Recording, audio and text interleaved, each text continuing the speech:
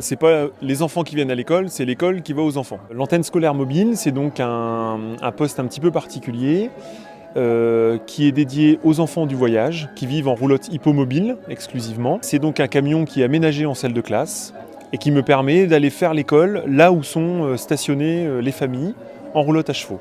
Leur mode de vie, donc ils sont en roulotte à chevaux exclusivement et ils ont souvent un ou deux vélos à côté pour se déplacer, pour aller faire les courses. Donc matériellement, c'est très difficile pour ces familles-là de venir à l'école.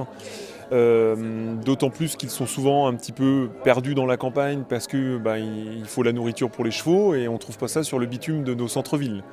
Donc la difficulté pour ces familles-là qui sont éloignées du système scolaire, la solution c'était de venir avec une antenne scolaire mobile là où ils sont. Le principe de fonctionnement, c'est que je m'occupe de 10 familles en tout, réparties sur la Manche et le Calvados. Et donc je fais une journée d'école avec chaque famille. La veille de chaque journée d'école, je les appelle pour savoir où ils sont stationnés. Je me rends là où ils sont, je passe la journée ou en demi-journée s'il y a un petit groupe d'enfants. Si les familles des fois se réunissent puisqu'elles ont tout un lien de parenté, des fois elles sont ensemble, ça me permet de voir les enfants plus souvent, d'avoir un peu plus d'élèves. Donc c'est vraiment, il n'y a aucune routine et il n'y a aucun planning établi. Donc voilà comment ça fonctionne. Donc c'est un peu, je dis souvent un peu l'école de l'imprévu parce qu'il faut toujours un petit peu s'adapter aux enfants qu'on a, aux emplacements, aux lieux, à tout quoi. On y enseigne les bases de la lecture, de l'écriture et puis des mathématiques.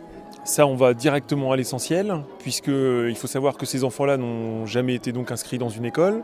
Bien souvent, leurs parents non plus. Donc la scolarité est quelque chose de complètement nouveau et donc il faut reprendre vraiment tous les apprentissages à la base. Donc moi, je prends les enfants dans le camion à partir de 3 ans. Donc on fait des activités de maternelle comme n'importe quel enfant de maternelle en classe, du graphisme, du coloriage, des puzzles, des choses comme ça.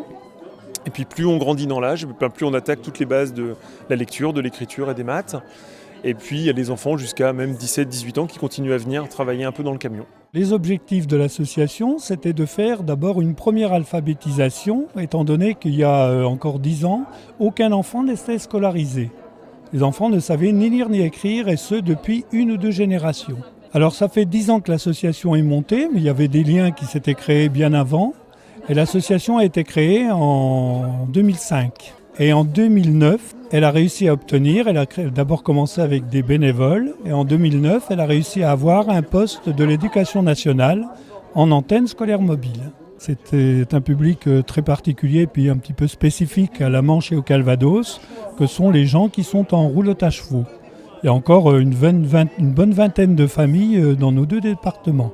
Alors on vient pour un événement particulier, les 10 ans de l'association, qui continue son travail avec 2 camions camping-cars avec des bénévoles qui circulent autour de Caen, qui vont voir les familles, et des bénévoles qui vont autour de 40 ans, Perrier-Lessé, là où sont les roulottes, où sont les familles.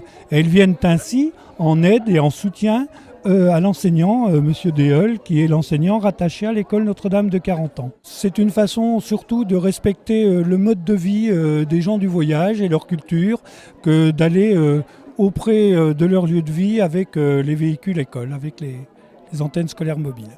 À bientôt sur tvie.tv.